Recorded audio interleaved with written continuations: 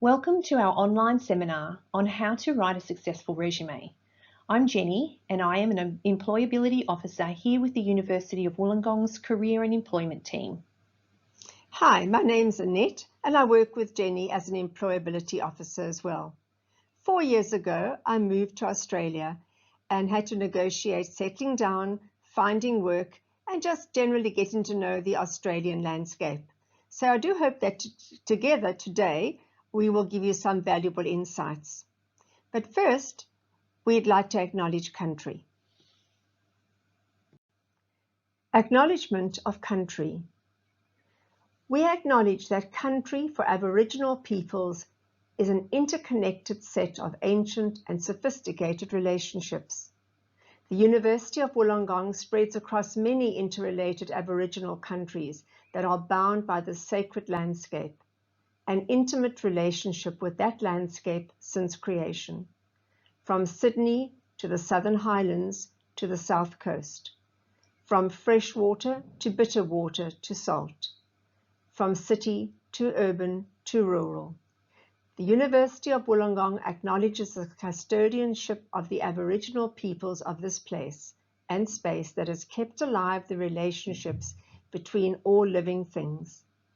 The university acknowledges the devastating impact of colonization on our campus's footprint and commit ourselves to truth-telling, healing, and education. Jenny will now take you through some important considerations for writing your resume.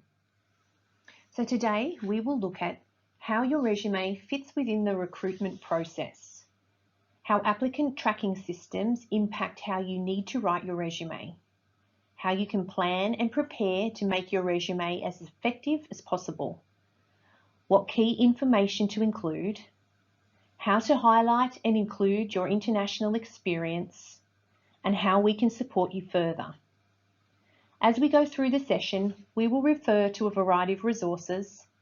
These resources have been provided for you with the video. Some are documents to save or print, others are links to other digital tools. Feel free to stop and start the presentation as you go, and we have also included a copy of the presentation slides for you to refer back to. This diagram provides an overview of the recruitment process in Australia. After the application with the resume enters the recruitment process, the second step involves a review of the applications, and this is becoming more and more commonly completed via Applicant Tracking Systems, or ATS. Let's talk more about that because this has a big impact on the way we should write and format our resume. So, Annette, what are applicant tracking systems? Applicant tracking systems, also called ATS, are a key factor determining whether or not you proceed to the next level. It's a form of artificial intelligence software embedded in the online recruitment platform that screens and sorts every resume looking for keyword matches describing the skills that appeared in the original advert, and using other algorithms for data analysis. You see, often employers are hiring for several jobs at the same time and receive hundreds of resumes. This way they can keep, manage, and organize all the resumes in one place. Admittedly, some smaller companies might view applications personally, but in the main, large companies would use applicant tracking systems. On our website, we have a tool called CV360, and this is basically a resume checking tool which uses artificial intelligence to assess your resume and provide you with feedback. This is a really useful tool to try putting your resume through before you send your resume off with one of your real applications, as it will assess your resume similarly to the way ATS will. The use of applicant tracking systems is a recruitment process that has direct impact on the way we should write and lay out our resumes. Some points to note are: applicant tracking systems only read from left to right. They may be able to read PDFs, but are known to read Word documents more accurately. So choosing your layout is really important to ensure that ATS can scan and make sense of your information. If it can't, your resume will not move on to the next stage of the process. It's also important to be aware that applicant tracking systems don't see photos, graphs, or charts.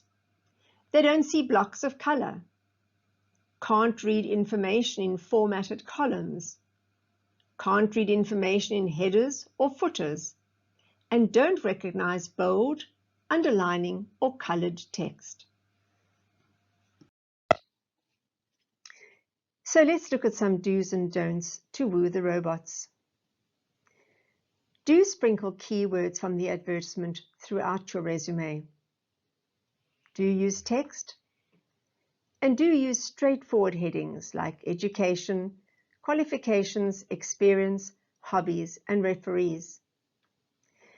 And you will find that Australians tend to speak in acronyms, and those of us who don't come from Australia often battle to know what a series of letters means. In addition, the same happens with Applicant Tracking System. So do write out the acronym in full. For example, UOW for the University of Wollongong should be written out in full, and at a later stage you can call it UOW. But don't go overboard and stuff your resume with keywords.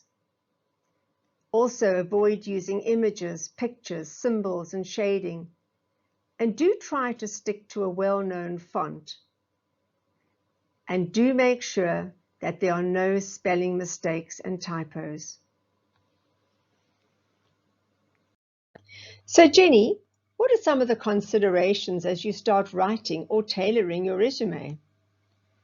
It is very important to have clearly in your mind the intended target for your resume.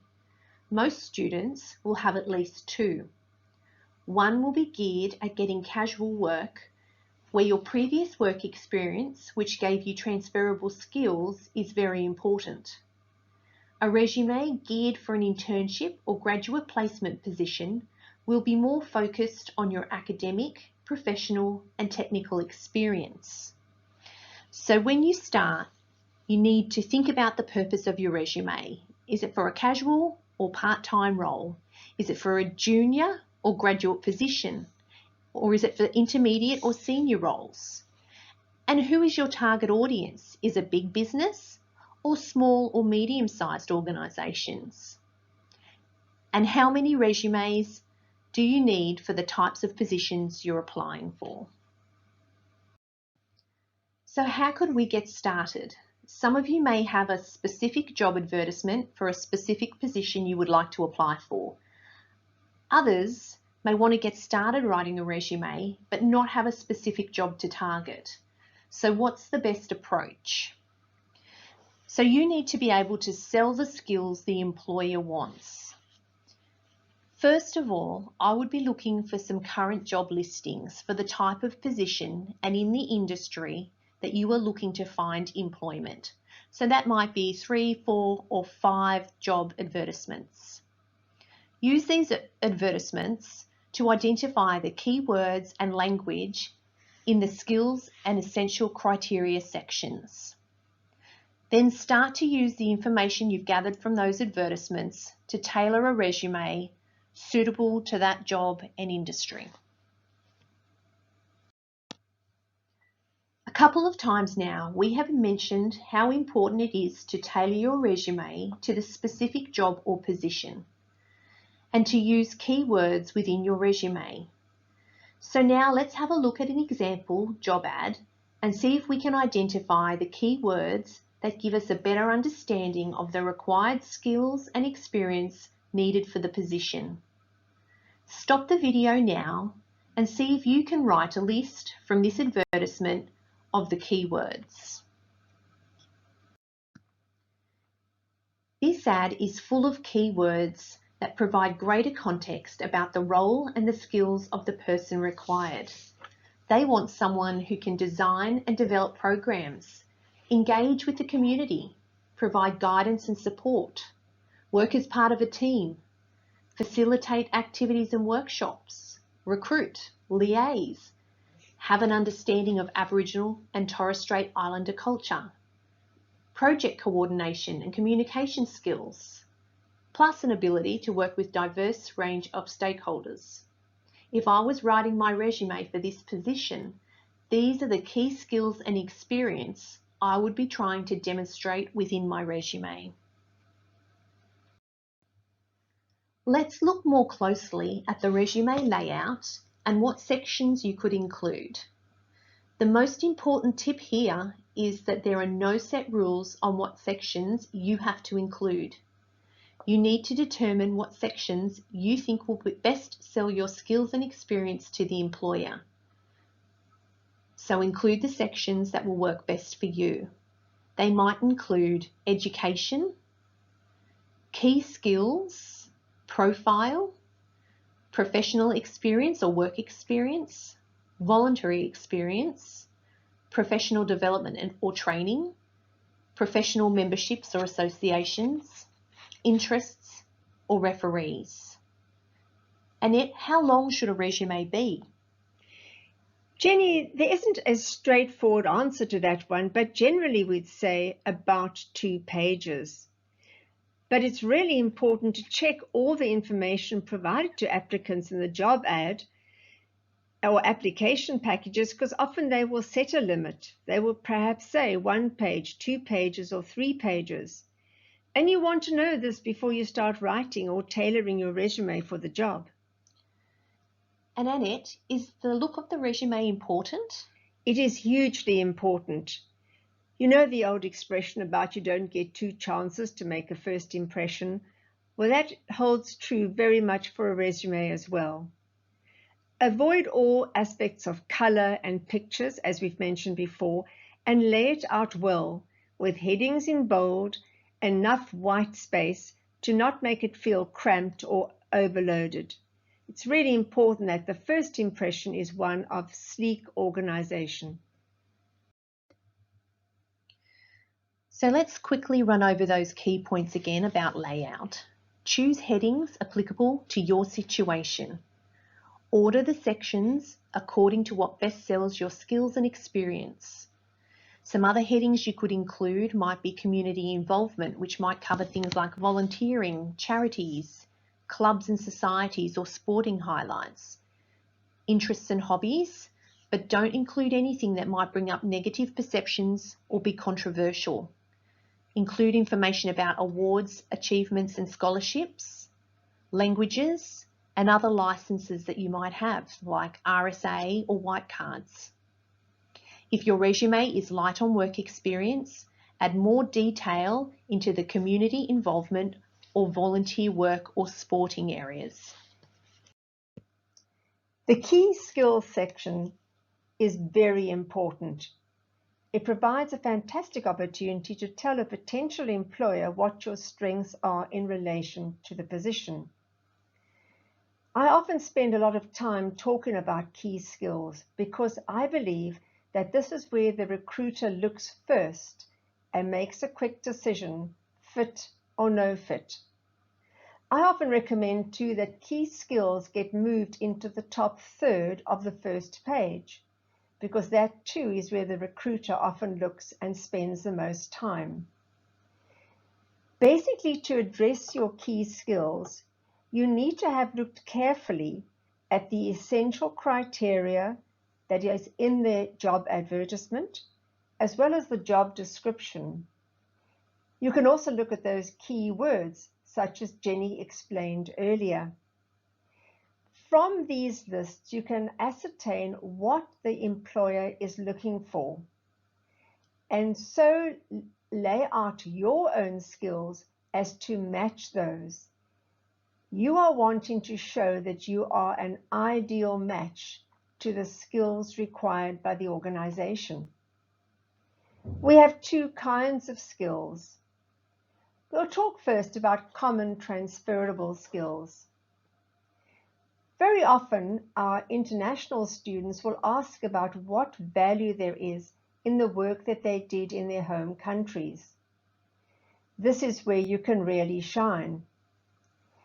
Common transferable skills are things like communication, teamwork, problem solving, self-management, planning and organizing, technology, learning, initiative, and analytical skills. These are required in just about every job that we do. And where do we learn them? We learn them through living our lives and through every job that we ever did. Very important, though, is that we do not simply provide a list of words. Every one of those skills needs to be followed up with some evidence. So, for example, you could say something like, well-developed communication skills, both verbal and written, as demonstrated in my role as a, and then you explain. Or problem-solving skills, as evidenced in the situation I faced in, and you explain it.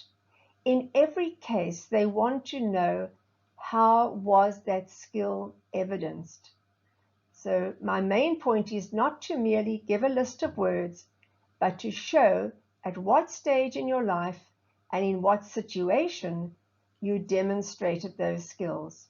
Let me give you a quick example. You need to clarify how you can demonstrate a skill, and here's one of them. Organization and time management skills, as evidenced in my ability to balance study, work commitments, and extracurricular committee duties while maintaining a distinction grade average. Remember that these do not all have to be skills that you've achieved in a working context. They can be skills that you've achieved working on projects at university, being part of a student organization, flipping burgers at McDonald's. Whatever you've done, you have achieved transferable skills. You need to go through them and find your best examples. So let's look at this example of writing your skills in a way that will impress the recruiter. I'm going to look at the last one in the series.